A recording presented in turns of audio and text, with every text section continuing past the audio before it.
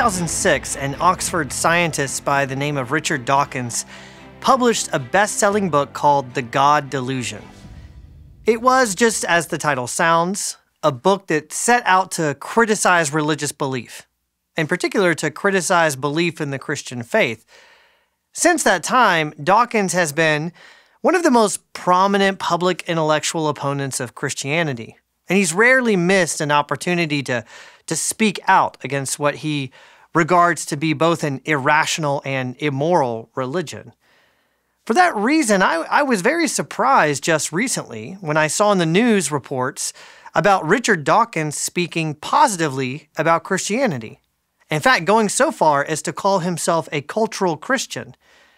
In an interview with a reporter where they were discussing the recent rise of Islam within England, Dawkins said that although he doesn't believe Christian claims about God, he is still very grateful to live in a country that has been shaped by Christian morality. And he worries about losing that moral influence in English society.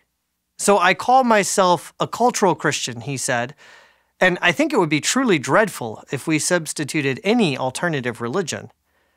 To have Richard Dawkins, of all people, say something so positive and supportive of Christianity was, as you can imagine, something of a shock to a lot of people. But interestingly, Dawkins wasn't the first famous atheist to change his tune on Christianity. Just 4 months prior, one of his former atheistic colleagues and another prominent public critic of Christianity, a woman named Ayaan Hirsi Ali, she caused a minor uproar when she published an article entitled "Why I Am Now a Christian." And in that article, she said something very similar to Dawkins. Like him, she said that she still struggles to believe what Christianity says about God and Jesus. Nevertheless, whereas she had formally rejected Christianity, she now chooses to embrace it because she now recognizes that it offers a much better and a much more beautiful and more humane way of life than either the Muslim faith in which she was raised or the atheism which she long championed. And Dawkins and Ali aren't alone. Over the past several years, numerous prominent public figures have begun to identify with the Christian faith, not because they're necessarily convinced that what the Bible says about God or the resurrection of Jesus is true, but because they have realized that its moral vision is much better than any other alternative. And when you read a book like Deuteronomy, you can begin to understand why that might be true. After all, the way of life and the sort of social vision that Moses commends is a way of life based on the love of God and the love of one's neighbor. It's a way of life that gives attention to the poor and to those in need, as we saw in Deuteronomy 15. It's a way of life that tries to protect the powerless from the abuse of the powerful. It's a way of life built on an attitude of humility and gratitude and celebration and the goods that we all receive. Even if the people of Israel never perfectly followed these laws, you can't deny that there's something deeply attractive about the kind of society that they commend. At least most of the time. But if you read far enough, you'll start coming across some laws that seem less attractive. Laws that seem like they're not teaching you how to love your neighbor, but they're teaching you how you can commit violence against your neighbor. In particular, I'm thinking about the laws that we find in Deuteronomy chapters 19 and 20, which focus on violent punishments against criminals and on how to wage war. In these chapters, we find laws talking about handing someone over to be executed, about taking an eye for an eye and a tooth for a tooth, and about enjoying the spoils of war. And when you're reading them, you might be tempted to think, well, this isn't beautiful. This sounds barbaric. At least that's what some people think. But I'd like to suggest that there's actually much more to these laws than that. And when you read them closely, and you take into consideration the context in which they were written, you'll realize these laws aren't barbaric, nor do they promote violence. In fact, as with all of Deuteronomy, what these laws are doing is teaching the Israelites what it means to love their neighbors well. To explain what I mean, I'm going to look briefly at the laws in chapter 19 and then the laws in chapter 20. And I'm sorry, you'll have to forgive me. I couldn't resist. I'm going to name these two sections after two famous works of Russian literature. So first we'll talk about crime and punishment, and then we'll talk about war and peace. It's hard to read Deuteronomy 19 as a modern person and not feel unsettled, or at least a little confused. On the one hand, it seems to set up a system of sanctuary cities that people can flee to after they've killed someone and escape punishment. On the other hand, it says that some of those people should be punished, and not only that, that they should be punished by being handed over to someone who will kill them. To quote verse 12, "Then the elders of his city shall send and take him from there, and hand him over to the avenger of blood so that he may die." After that, the chapter goes on to give some instructions about people who commit perjury in front of a judge. In and of itself, there's nothing bad about that. We have laws against perjury too. But once again, the penalty seems to be incredibly harsh. It shall be life for life, eye for eye, tooth for tooth, hand for hand, foot for foot. What should we make of these laws? And why are they so terribly violent? Well, let's start with that second set of laws, the ones about perjury. The law says that if any person brings a charge of crime or a charge of wrongdoing against another person, and that charge, the accusation, turns out to be untrue, then the punishment against the perjurer must be severe. If the person accusing his neighbor turns out to be lying, then Moses says, "Then you shall do to him as he had meant to do to his brother."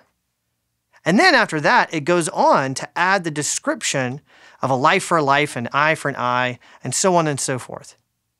If you read that verse in isolation, then the punishment may sound violent and barbaric. But as the Jewish philosopher Leon Kass points out, this punishment doesn't actually promote violence. Quite the opposite. What this law actually does is limit and restrict violence. This law limits the impulse to take revenge by restricting the amount, no more than an eye for an eye, and the object of punishment. Only the perpetrator shall be punished, not also or instead his wife or his children. But it does more than that as well.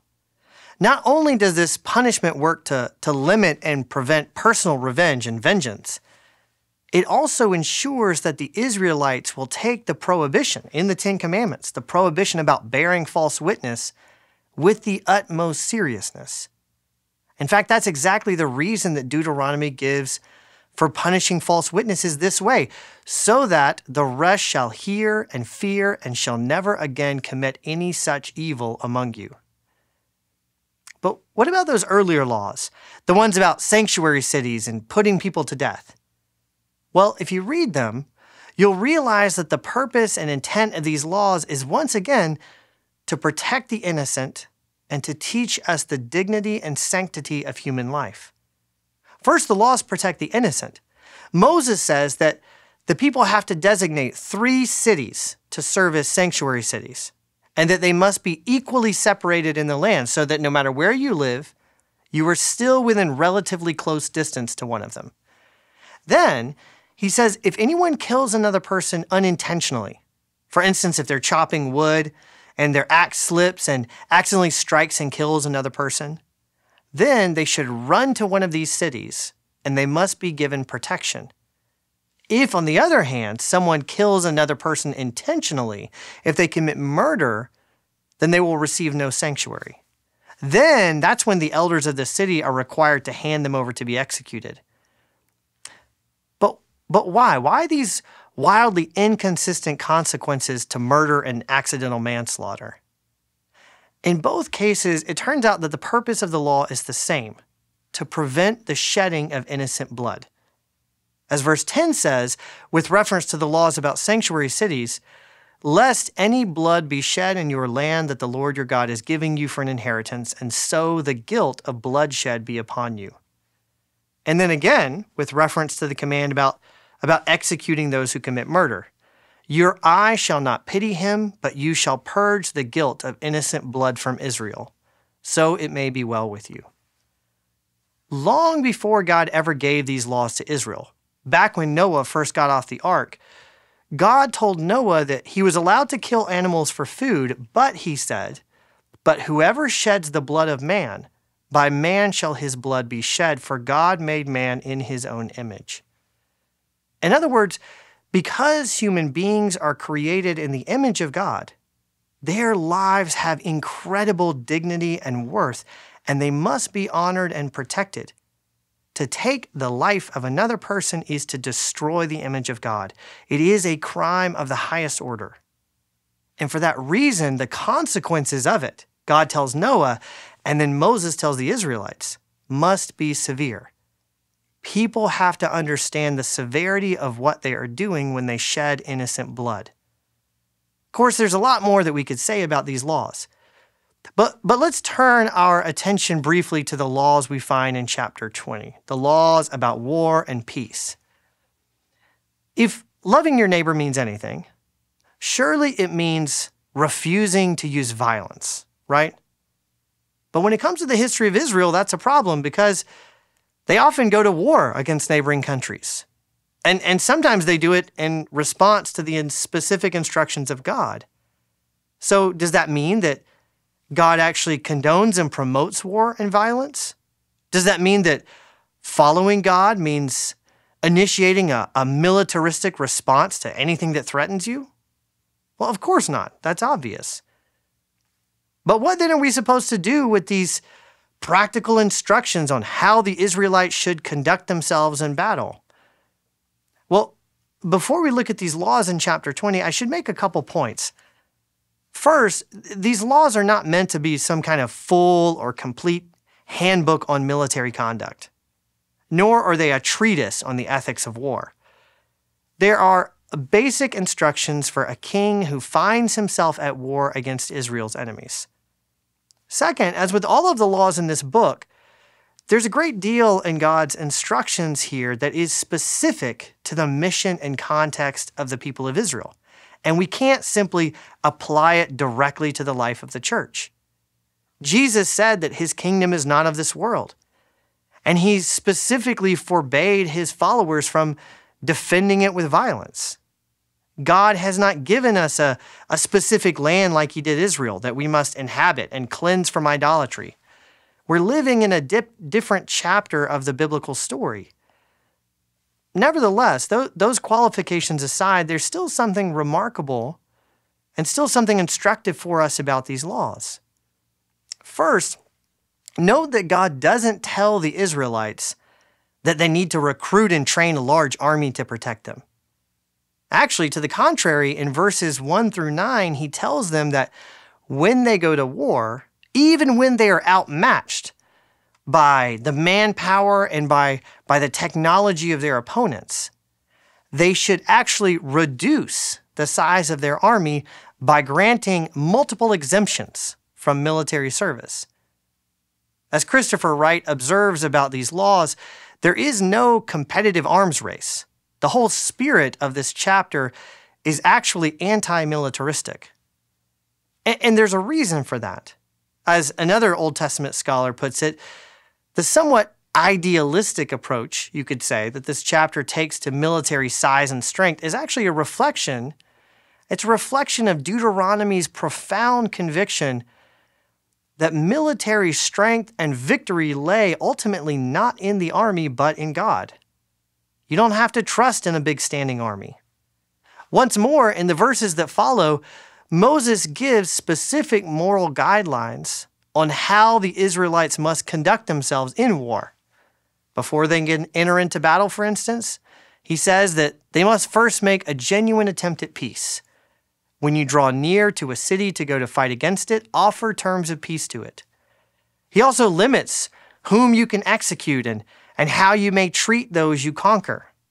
He even forbids the people from cutting down all the trees around an enemy city, saying, "Are the trees in the field human, that they should be besieged by you?"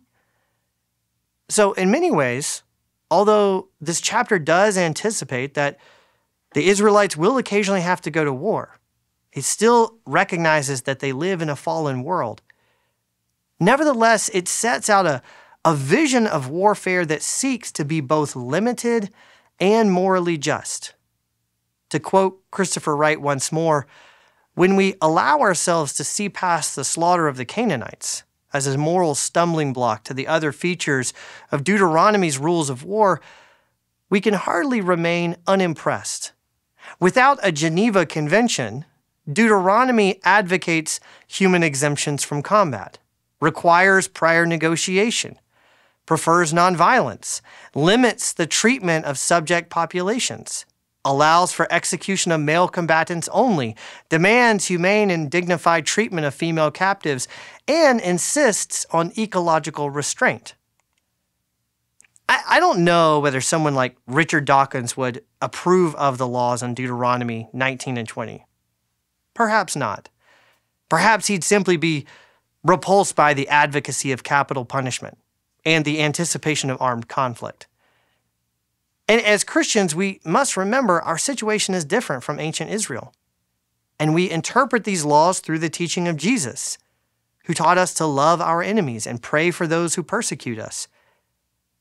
Nevertheless, even here, even in these chapters where they describe crime and war and punishment, what we find is not a departure from the command to love your neighbor, but a reflection on how to love your neighbor's life, your neighbor's reputation, to love your neighbor well in a world where violence and conflict are inevitable. What we find, in other words, is something deeply good, something that reflects the heart of a God who loves his people and who is committed to fashioning them into a community of justice and love.